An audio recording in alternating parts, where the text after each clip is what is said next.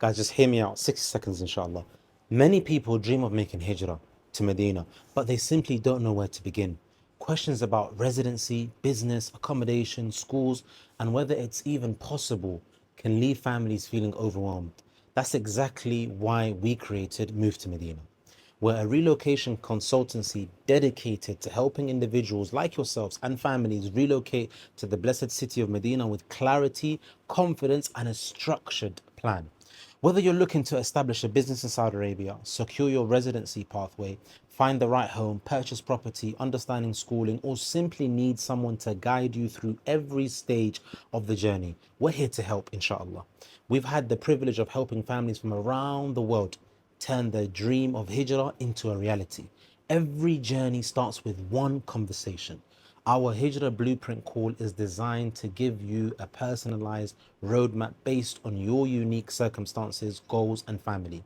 If you're serious about making Hijrah to Medina, book your Hijrah Blueprint call today using the link in our bio or even below in the description of this video. Move to Medina, turning the dream of Hijrah into a structured reality.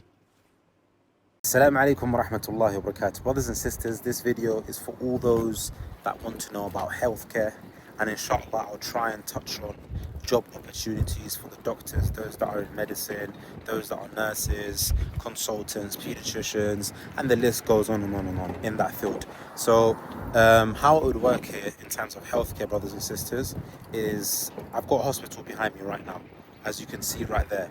The hospital is called Muwasat Hospital. Now, it's one of the private hospitals here in Medina. There are many private hospitals in Saudi Arabia, generally speaking, and of course Medina being one of the cities. Because of the fact that a lot of you have asked me this question about healthcare, how it works, the procedures, what a person will do, what to know, what not to know, what to do, what not to do, and how to go about it, I thought let me just make a quick video giving you a detailed information regarding it. So first and foremost, there's a difference between private and public. If you have an iqama, then most of the times the public is free because you're covered in your insurance, whether it be your work or whether it be you studying here as a student, depending on how you're here, right? And then of course, if you're a person that's here on business, entrepreneur, whatever it may be, if you've got an insurance, then the public one is free. You may have to pay 1 or 2 riyals here or there, but it's generally speaking, it's free, most of the stuff. The thing that you have to pay for, that usually, of course, for example, in the UK, we have NHS, right? So everything is covered, even medication. So in most cases, for example, let's say, for example, the teachers, medication is paid for, depending on what insurance level you have. Is it A, is it B, is it C, whatever it may be, how good of insurance that your company has given you. If you're a student as well, studying in the kingdom, then once again your medication is paid for and everything else is free. Even in terms of, let's say you've got your wife, or she's working, or she's a wife of a student, whatever it may be, then also giving birth will be free as well in the public hospitals. Now let's talk about something like this, which is private, right? So this here, how it would work if you don't have insurance, because there are insurance companies, there's Bupa, and the list goes on. There's so many ones, right? So if you have an iqama, you can directly call them and you get medical insurance, and then you're covered depending on what package you choose as well.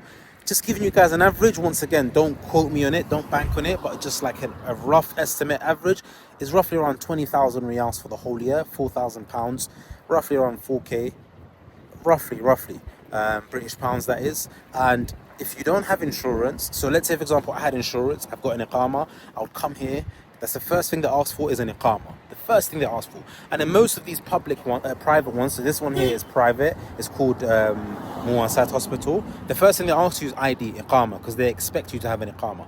Now if you don't have an iqama, then they'll ask to see your passport and your visa. And then the question after that would be, do you have a file? Are you registered at this hospital? If you are, straight away you say what you need to see and what have you. If you have to pay for it, you have to pay for it. If you don't, you don't. And if you don't have insurance, if you don't have a file, then they'll register you a file. And also, if you don't have insurance, then you'd have to pay cash or card, right? Brothers and sisters, when they ask you if you have a file, then of course they deal with you there and then. If you don't have a file, then they open a file for you. Now, of course, depending on whether you've got an insurance or not, if you have an iqama or not. If you have insurance, as we've mentioned, then you're covered depending on your insurance level. If you don't have an insurance, then what they do is they ask you to pay cash. So how much it would be to open a file, the average is 155 real, which is like 30 quid, and it could go up to 194 to 200 real, which is like roughly around, let's say, 40 quid. 45 quid, that's British pounds, right? Now, once you've opened the file and you've paid the money, then you get to see the consultant or the pediatrician if it's a child, whatever it may be. Thereafter, the follow-up will be free. So the follow-up is always free when you pay for it, okay? Once you've paid that, brothers and sisters, 30 quid to 40 quid, then you get seen. And as soon as you get seen, you obviously, alhamdulillah, most of them speak English as well. Most of them speak English here. So it's not something where you'll be struggling to find someone that can obviously, explain to you what you need to do. And I recall, this is back there more than 11 years ago, when I would go into certain hospitals in Medina and I couldn't get anyone that could speak English. And of course, generally speaking, this is just, everyone is according to you as an individual. But when you're from the West and you come into a hospital, I always advise those that come into the country new to make sure you speak English. It's just, I would say, I'm not going to say all the time, but the service generally will tend to be better. And I always advise everyone to do that, especially when you come to these public places. The service will generally be a slight bit better. So going back to the topic, so this here is Muwassat Hospital, and I've actually gone in myself. I've asked and inquired for those that don't have insurance, don't have an iqama, what the procedure will be, and this is exactly as I've stated. You go in, you give in your passport. It doesn't have to be the physical copy, it could just be a picture on the phone. You give your passport, you give your visa, and then they make a file for you, and then that way, and they'll ask you for you do need to have a Saudi number. That is crucial.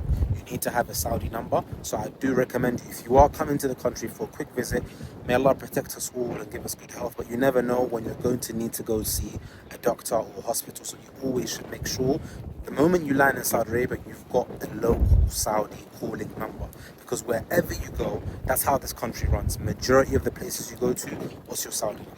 And it's linked, and it's for a reason. May Allah reward the kingdom in what they do, because every single person that comes in, they have a number, a means of contact. If anything happens, they can track it and trace it back to that number. So going back to the topic, so you've got the Saudi number, you've got the passport, you've got the visa, whether it's tourist, whether it's e-waiver visa, the American visa, whatever visa, Umrah visa, whatever it may be. And then as soon as that happens, you get seen, you pay for it, so 30 to 40 quid for the first time, and thereafter you pay for things pay as you go. So if it's a CT scan, you pay for it. If it's a blood test, you pay for it. If it's a MRI scan, you pay for it. If it's obviously surgery, you pay for whatever it may be, you pay for. Now here's this, check this. What else do you guys need to know? So pediatricians, they have it there. They can speak. Alhamdulillah, I've actually been myself just to check it out, just for the sake of you guys to have information that can benefit you. They can speak English. All the doctors and nurses, majority of them, they can speak English. Even at the pharmacy, they have a pharmacy within the hospital. So it's not like the West where you've got the actual, the main hospital, and then they refer you back to your GP. Here, there is no such thing as GPs where you go see a GP. They have clinics and then they have hospitals. So this is a hospital. Then you've got the local clinics. And that's what we would call a GP in the UK. I'm not sure what you have elsewhere. But the clinics here, they usually can't do more than just seeing you, giving you an observation, and then giving you some sort of judgment. And if it's beyond them, then they refer you to the main hospitals like this, where they actually have the consultants and the doctors and what have you. Okay? And then the other thing that a person can do as well, is if a person wants to give birth. This is also a very important question, right? So I did ask how much it costs, the average cost of for the sisters giving birth, and it ranges from 5,000 riyals for normal delivery plus, and if it's like C-section, then it will be roughly around 8,000 riyals, give or take, right? This is like average. And then you've got, so that's, what does that include? That includes all the medication you need, all the treatment, plus your special bed and your room, and 2 nights after delivery. That's for the normal delivery. As for C-section, then it will be 4 nights. That will be inclusive. And if you need extra, then you just pay for the room for any extra days that you're going to be staying here. Now, the way it used to work before, Alhamdulillah, they've actually changed in many of the hospitals. This is now I think my second or third hospital that I visited, and inshallah we intend to kind of release the information for the other hospitals as well. But with this hospital, they allow the partner, which is the husband of course, to sit with you in the delivery room and to be with you. Now previously, like I said, this is back dating to like 11 years plus, they used to not allow it. So the woman will go in if you've got your husband, it will just be you alone, or if you've got any female relatives, then of course they'll be allowed. Alhamdulillah, they've changed it, especially at private hospital. I haven't checked the public hospitals and how it is there. And generally speaking, I mean, I would always advise everyone to go private, because the healthcare tends to be better and they know what they're doing. I'm not saying they don't know what they're doing, and don't get me wrong, but I'm just saying private always works best. So 5,000 riyals is like roughly around £1,000, which I don't know how much that is in euros and dollars and what have you, but just giving you an average. So that's for giving birth. And then you've got the C-section, which costs a bit more, like maybe like 1.7k pounds. So that's just giving you the information about giving birth and what have you. And then, brothers and sisters, I'll give a little information regarding if a person wants to apply for a role here. I actually went into the HR and I spoke to them, and they did state that they are hiring, and they have hired previously as well. So there is a LinkedIn link, but if you write Muassat Hospital in Google, okay, then what you can find is you can actually find the actual website where you can apply online, and where you apply online you'll get given an interview if you're shortlisted, and usually it goes back to like the main branch, which is like Dammam, Sharqiyya, and then you'll be selected whether it's going to be here, Medina, or it's going to be Dammam, it's going to be Riyadh, wherever it may be. But for all the pediatricians, all the consultants, all the nurses, whatever field you're in, if you're a surgeon, whatever it may be, if you've got skills and you want to move and relocate to a place like here, it's doable. It's definitely doable. It's not impossible. A lot of people think it's impossible, and I do recommend all of you brothers and sisters watching this, if you're in that field, LinkedIn is your best bet. That's your best friend, sorry. It's your best friend. Because most of the stuff I posted here, that's how Saudi works. A lot of people that have been given roles, they don't really have like HR centers, calls that you can ring and like, okay, I want to apply for this role and this role and that role. You have to physically come here, give in your CV, or you can just go online, apply for the actual role via LinkedIn or on the website, and then if you get given a call, that means you're shortlisted.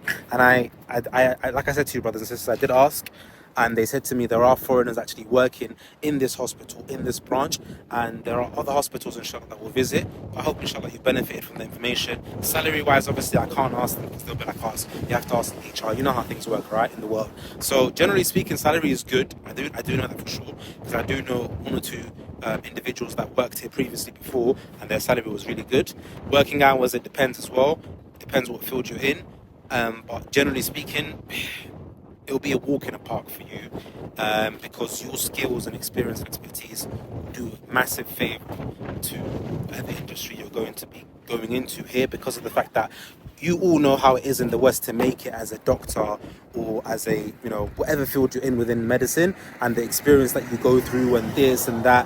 So things are a bit more different here. So if you were to come here, it will be really something that you can actually put on the table to offer your skills. And I do wish the best for all of you out there that do want to apply for roles, and hence why I'm making this video just for you guys, okay? It's very, very long day for me. I haven't had any sleep, so if you hear the mistakes, just do pardon me and forgive me. But I hope inshallah you benefited from this video. It's very windy and I do need to make a move inshallah to the spot. Assalamu alaikum wa rahmatullahi wa barakatuh. Guys, if you do like this, then please hit us up in the comments if you want videos like this, what type of videos you like, and also as well, inshallah, support us by sharing this video, subscribe and like, and make dua for us. It's most important. Assalamu alaikum wa rahmatullahi wa barakatuh. Move to Medina.